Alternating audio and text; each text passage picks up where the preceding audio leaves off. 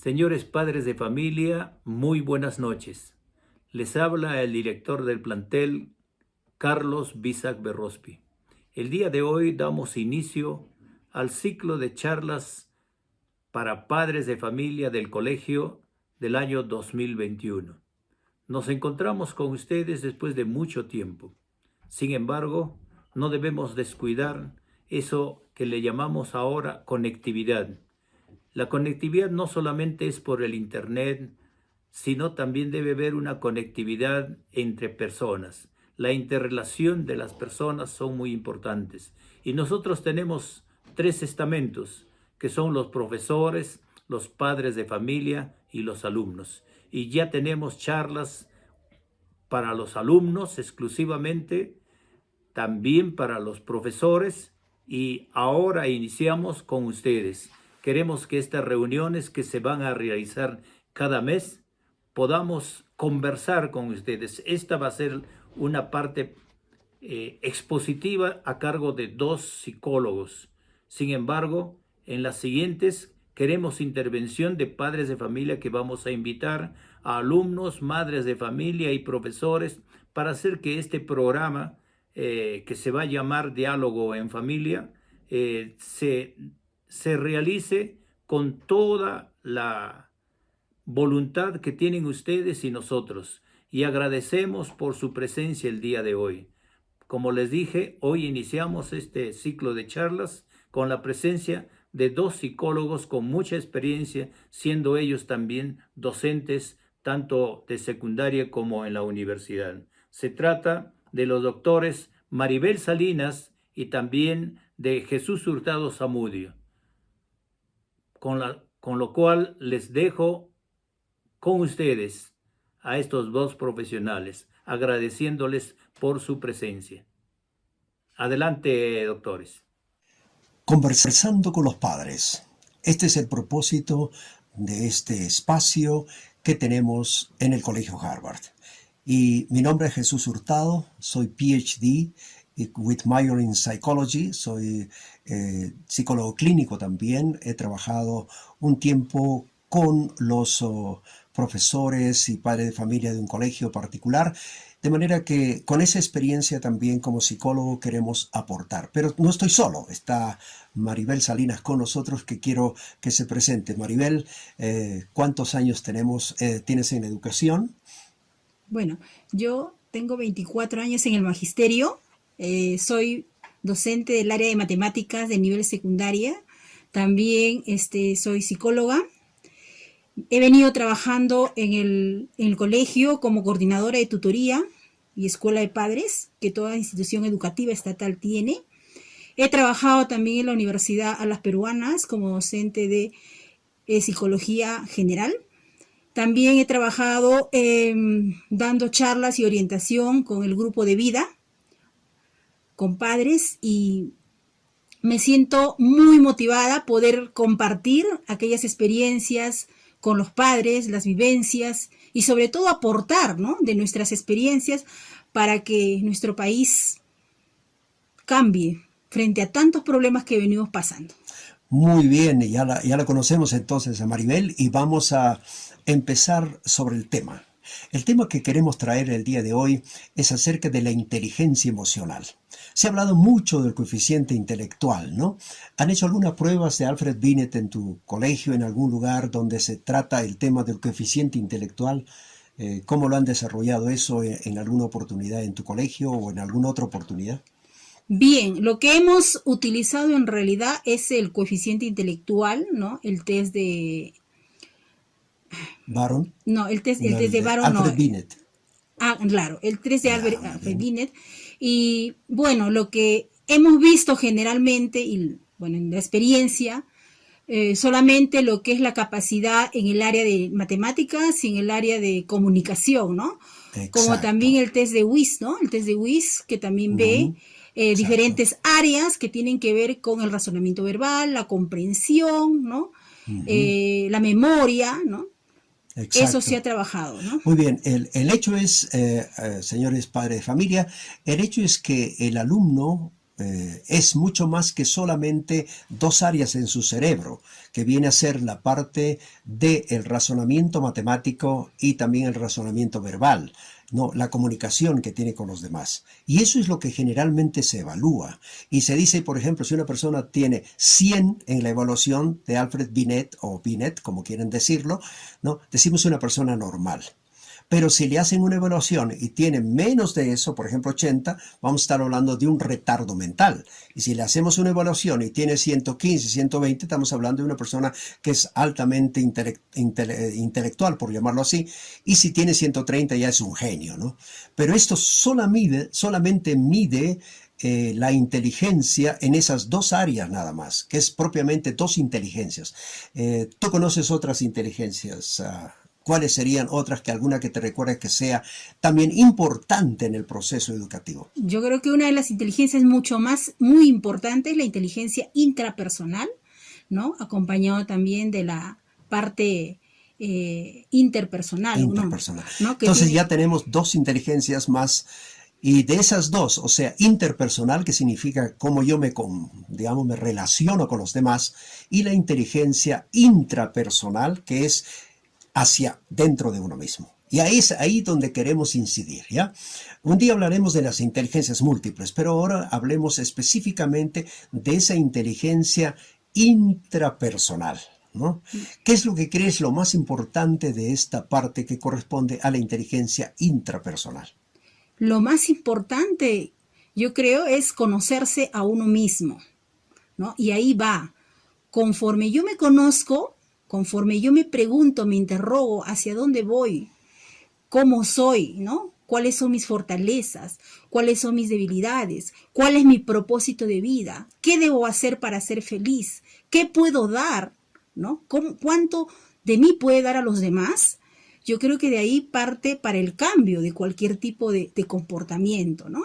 Si uno hace un diálogo interno con uno mismo, se da el tiempo, yo creo que esas energías positivas, ese conocimiento que experimentamos cada uno, lo podemos transmitir a nuestra pareja, lo podemos transmitir a nuestros hijos, a nuestros estudiantes, pero ya desde otro punto de vista. Exactamente. Y eso ya los filósofos en el pasado lo trataban. Recuerde que Sócrates hablaba bastante de este tema y había en el frontispicio del templo de Delfos un letrero que decía Gnoscete ipsum, que significa conócete a ti mismo. Es curiosamente raro que la gente se conozca, ¿no? O sea, hay gente que no sabe quién es esa persona misma. Por eso viene la baja autoestima, vienen muchos problemas. El ser humano, para que se desarrolle bien, tiene que empezar conociéndose a sí mismo. Y esto es el tema del cual queremos nosotros incidir en este momento. Porque sin el conocimiento de uno mismo, no podemos avanzar más. Es el primer paso en la inteligencia emocional. La inteligencia emocional ha sido tratado por Goleman, pero también antes inteligencias múltiples por Gardner. También se ha trabajado mucho, digamos, estos últimos años en ese tema. Y todos han incidido en esa posición de Sócrates, en esa posición conócete a ti mismo. Yo preguntaría a ustedes, padre de familia, ¿qué tan se conocen? ¿Qué tanto se conocen?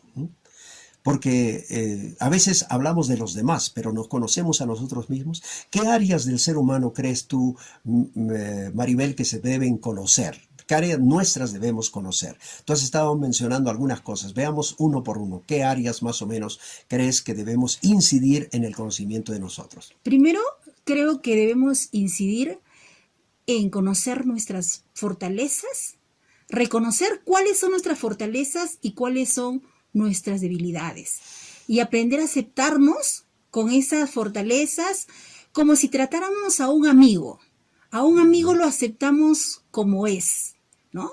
Entonces, así también debemos aceptarnos a nosotros mismos con esas fortalezas y esas debilidades, y no autocastigarnos, porque cuando uno se autocastiga, se va del foco de lo que uno quisiera, ¿no? Porque cuando uno se trata a un amigo, ¿cómo uno lo trata? Con cariño. Si está mal, igual. Si se equivocó, ¿no? Está pendiente. Así debemos, creo yo, primero tratarnos como amigos, reconociendo nuestras fortalezas, nuestras debilidades. Bueno, entonces incidimos en el tema, ¿no? Conocer las fortalezas. Ahora, ¿en qué áreas usted podría conocer sus fortalezas? Primero, en el área intelectual, ¿ya? O sea, muchos de nosotros tenemos que trabajar nuestros pensamientos. ¿Cuáles son sus pensamientos? Y generalmente los seres humanos solemos tener pensamientos automáticos, pero a veces negativos, ¿no? Le doy un ejemplo. Si alguien le dice a usted, tienes COVID, ¿cuál es el pensamiento automático negativo que tiene? Me voy a morir.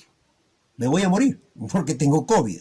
Mire, qué tal pensamiento automático negativo tenemos. Entonces, pero si nosotros evaluamos y decimos, ha habido más o menos 2 millones de contagiados de COVID en el Perú y solo han muerto 185,000. ¿Eso qué significa? Que estadísticamente la mayor cantidad de gente se ha recuperado. O sea, ha pasado el COVID, ¿no? ¿Ya? De repente eso puede darnos una experiencia acá, Maribel, contándonos un poco cómo pasó su COVID, ¿no? Ok, claro.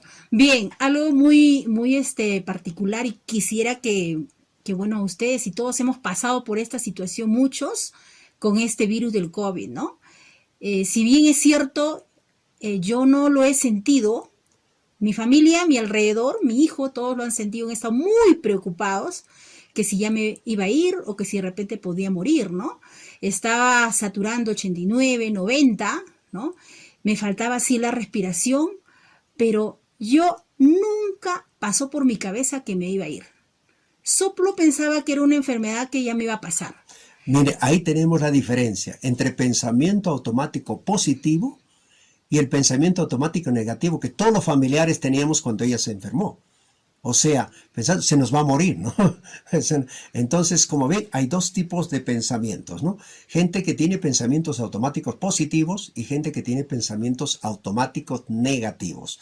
Y por lo general, todas las personas que manejan pensamientos automáticos negativos terminan en depresión, en ansiedad y en dificultades. ¿Qué pasa cuando un padre de familia tiene un pensamiento automático negativo con respecto a sus hijos? A ver, ¿qué piensas, Maribel? Yo soy un padre de familia, tengo mis hijos y tengo en mi cabecita pensamientos automáticos negativos, ¿no? Como en este caso del COVID, pensando que se va a morir. ¿Qué pasa con mis hijos y mi familia que está alrededor? ¿Qué pasa con ese pensamiento? ¿Se queda en mí o hay una transferencia? No, lógicamente, ese estado emocional, ¿no? Se transmite. Exacto. Se transmite inmediatamente, genera al entorno mismo, genera intranquilidad, tristeza, ¿no? Exacto, Agonía. se llama ahora las neuronas espejo, ¿no? No sé si has conocido Sí. mucho en la neurociencia, se habla mucho de las neuronas espejo, que significa que yo contagio, ¿no? Así como se contagia la risa, también se contagia los pensamientos negativos. Y esto me viene como un ejemplo. En una oportunidad, había un padre que fue a recoger la libreta de un estudiante, ¿no? Bueno, no lo he visto durante todo el año, en varias oportunidades, se le citó al padre de familia. Bueno, vino y se dio con la sorpresa, pues, que su hijo iba a repetir de año. El señor salió ofuscado con el deseo de desaparecerlo, pues, ¿no? De repente a su hijo. Y vemos, que en ese momento al costado había otra mamá. Y decía, yo no sé qué lo haría mi hijo, si haría lo mismo, ¿no? Si haría lo mismo. Entonces, me puse a pensar, ¿no? ¿Dónde está dicho que porque un hijo repite sea lo peor, sea algo exagerado? ¿Por qué no podemos en nuestra vida, y todos sabemos, cada cosa que nos pasa, cada caída debe servir para levantarnos? Y agradecer de esa caída, así por ejemplo como el COVID. Si bien es cierto, hemos visto cosas negativas, pero también hay cosas muy positivas. Los docentes nos hemos visto un reto de enseñar en un entorno virtual, sin estar al margen de las nuevas tecnologías, de las nuevas herramientas tecnológicas, nos hemos sentido incapaces, pero ahora, comparado con el año pasado, pues ha habido un aprendizaje. Ya no he salido corriendo como madre de familia de repente a mi trabajo, ahora he estado en casa, he interrelacionado con mis hijos, ¿no? He valorado el amor a la familia, la pérdida de un ser cercano, la salud, ¿no? El trabajo de repente en equipo, el conversar, la solidaridad, porque un familiar está mal, o porque un amigo, o porque un colega, o porque un compañero de colegio. Entonces yo creo que ha habido muchos aprendizajes y cada cosa que sucede en nuestra vida nos trae, es un empujoncito más a algo que va a pasar, ¿no? Si lo vemos desde ese punto de vista, queridos padres de familia, vamos a ir arriba. Exacto. Entonces la clave es aprender a desarrollar en nosotros pensamientos positivos. Y eso generalmente cuando sucede que una persona tiene siempre pensamientos negativos, y la mayor parte lo hace, son pensamientos irracionales, ¿ya? Y se está trabajando mucho, yo trabajo mucho con la terapia cognitiva conductual de Aaron Beck y también de Ellis, ¿no? Para lograr que este chip que nosotros tenemos acá, este software que tenemos en nuestro cerebro, no esté siempre pensando en cosas negativas, ¿no? Y las cosas negativas suelen darse en tres grandes áreas. La primera, a veces pensamos de nosotros negativamente, diciendo, por ejemplo, yo no puedo, yo soy un fracasado. De repente, cuando el padre de familia, por ejemplo, si un padre de familia le dice a su hijo, tú eres un tonto, ¿sabe lo que está haciendo? Está destruyéndole el pensamiento. Él se va a creer tonto. Y no es tonto. Por favor, nunca un padre de familia utilice esas expresiones para sus hijos. Ese cliché que le pone le va a quedar toda la vida. Profesores tampoco deben decir, tú eres un bruto, tú no puedes, tú eres un incapaz. Eso se le va a quedar como pensamiento negativo. Entonces, miremos a nosotros mismos qué pensamientos negativos tenemos. ¿Ya? Ese es el primer paso. En segundo lugar, también debemos conocer nuestros sentimientos. Y ahí sí tenemos muchos problemas. Mucha gente no cambia, digamos, porque no entiende cómo están funcionando sus sentimientos. Eso está en la parte del sistema límbico de nuestro cerebro, ¿ya? Y eso tiene que ver con la alegría, tiene que ver con la furia, con la cólera, tiene que ver con la tristeza, tiene que ver con todos esos sentimientos. ¿Qué nos puedes decir con respecto a esos sentimientos, Maribel? Bueno, como dices, los pensamientos positivos, ¿no? Son los que nos motivan a poder avanzar, ¿no? Son los que nos ayudan a transmitir esas emociones, ese cariño, ¿no? Como maestra, y cuando manifestaba acá el colega con respecto a los docentes, ¿no? La gran importancia que tienen las palabras que usamos al momento de enseñar a nuestros estudiantes. Muchas veces por 3 o 4 palabras que tú le digas, o que tú aproveches ese error que tiene el estudiante como una oportunidad de aprendizaje o como una felicitación para que pueda avanzar, no sabes el gran aporte que estás haciendo a ese niño, a ese joven, ¿no? Yo lo he experimentado y realmente el alumno viene y te agradece. Gracias a usted o gracias a esas palabras pude. Y la siguiente clase viene con esa emoción, con esas ganas de querer aprender, de escucharte. De repente porque en casa no escucha esa palabra y está con esa necesidad de escuchar, tú puedes.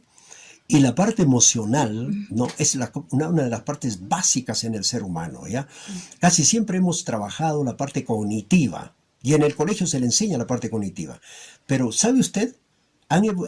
Se ha hecho una serie de investigaciones para saber qué alumnos de nuestros colegios y universidades alcanzan los mejores éxitos en la vida.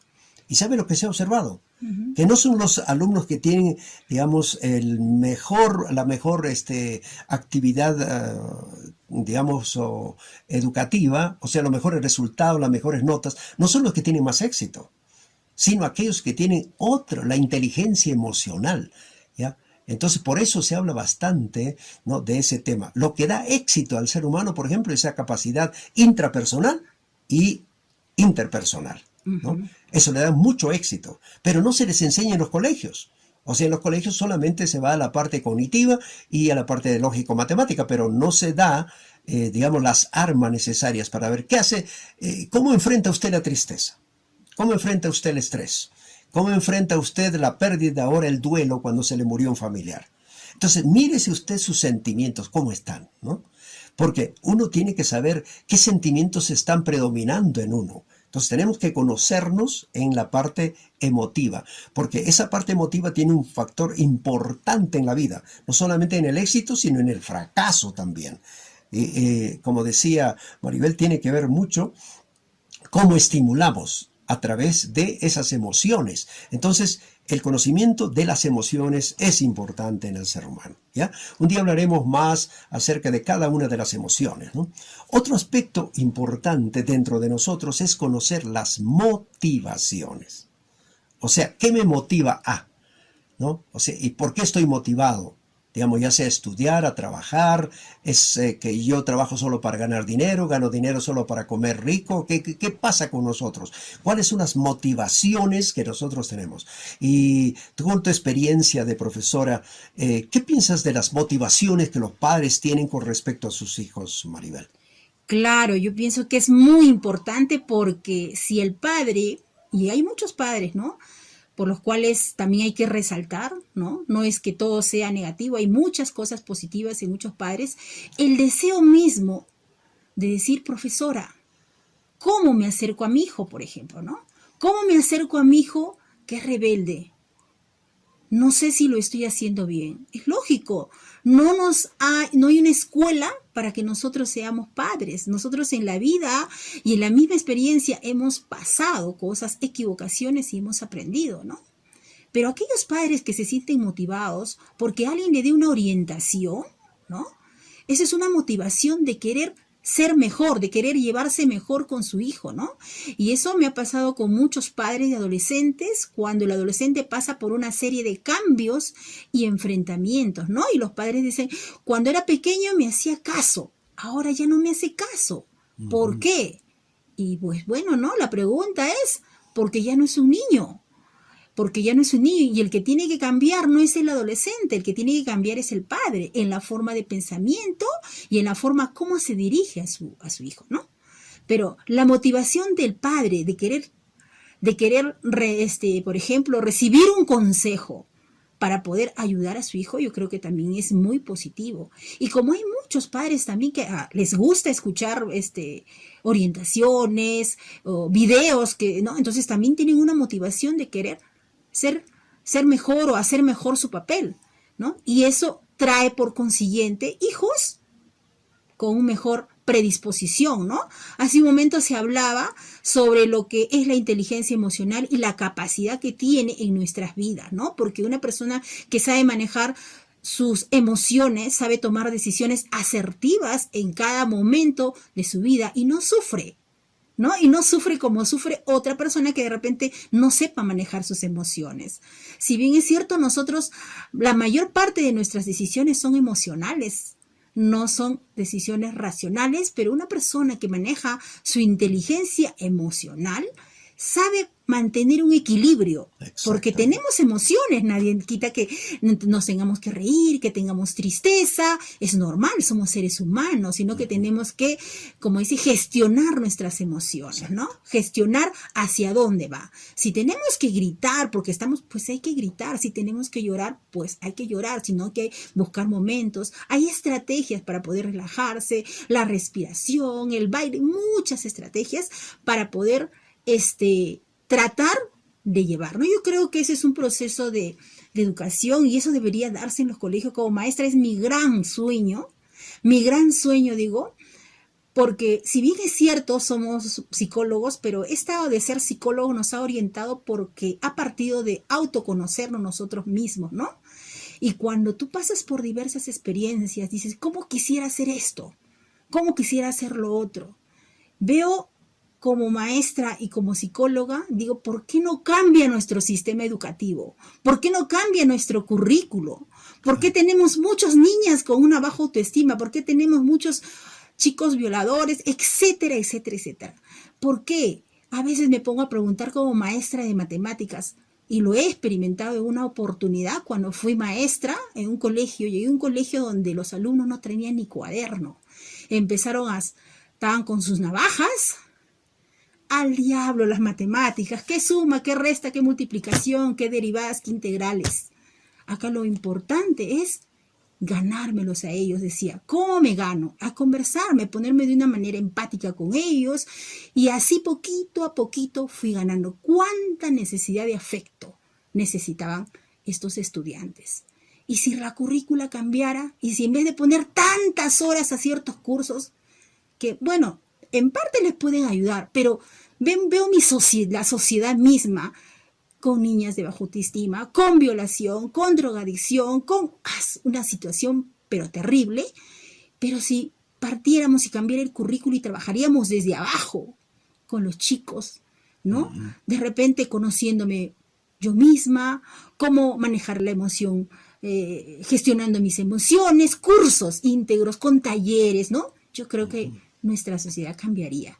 Bueno, eso es lo que deseamos, ¿no? Y por eso tenemos este programa con el propósito de que usted y nosotros pasemos por esta etapa de aprendizaje. Porque tenemos que aprender a conocernos a nosotros mismos. Y una de las formas muy buenas de conocerse, ¿sabe qué es?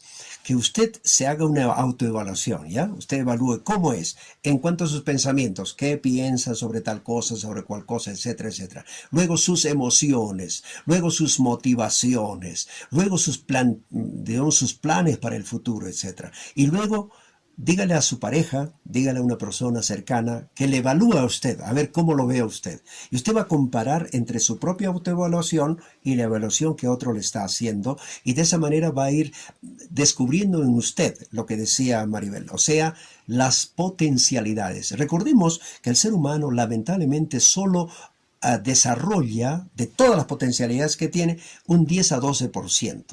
O sea, se muere sin haber utilizado toda la potencialidad que tiene. Entonces hay que conocer las potencialidades. También hay que conocer las deficiencias, como decía al principio ella, porque en el momento de que usted conoce, usted incide en ese punto para ir superándolo, ¿no es cierto? Pueda tener usted una resiliencia si algo le va mal para poder salir de ese asunto. Entonces nosotros esperamos que ustedes puedan participar con nosotros también, con sus preguntas y con todo lo que tenga, para que en todos los programas que nosotros vamos a presentarle podamos responder a sus interrogantes. De manera que este diálogo que hemos empezado ahora, espero que ahora sea fortalecido con una serie de preguntas. Entonces, para la próxima oportunidad, estoy esperando sus preguntas, ¿no? En el Colegio Harvard, usted le dice, yo tengo un hijo, yo tengo este problema como padre, como madre, y quisiera que usted como psicólogo nos ayudara. Este es digamos, lo que nosotros queremos hacer, tanto Maribel como yo. Para nosotros ha sido un momento muy especial compartir con ustedes este tema de la inteligencia emocional. Les repito, inteligencia emocional. Dentro de las 8 inteligencias de las que se habla normalmente, la inteligencia emocional. Y dentro de eso hemos tratado solo un pequeño aspecto que es la intrapersonal. Ya veremos la interpersonal, cómo nos comunicamos con los demás. Y hemos empezado diciendo que para tener buena inteligencia emocional hay que conocerse a sí mismo. Paso número 1, entonces, descubra en usted sus potencialidades y descubra usted en sus falencias también para que pueda avanzar. ¿Algunas palabras para terminar este programa? Sí, lo que yo les pediría, mis estimados padres de familia, es que se den un tiempo. Es muy importante, sé que tenemos muchas obligaciones, pero dentro de eso lo más importante es tomarse un tiempo para ustedes. Porque si no nos tomamos el tiempo y siempre encontramos excusas, no vamos a poder dar algo que no tenemos.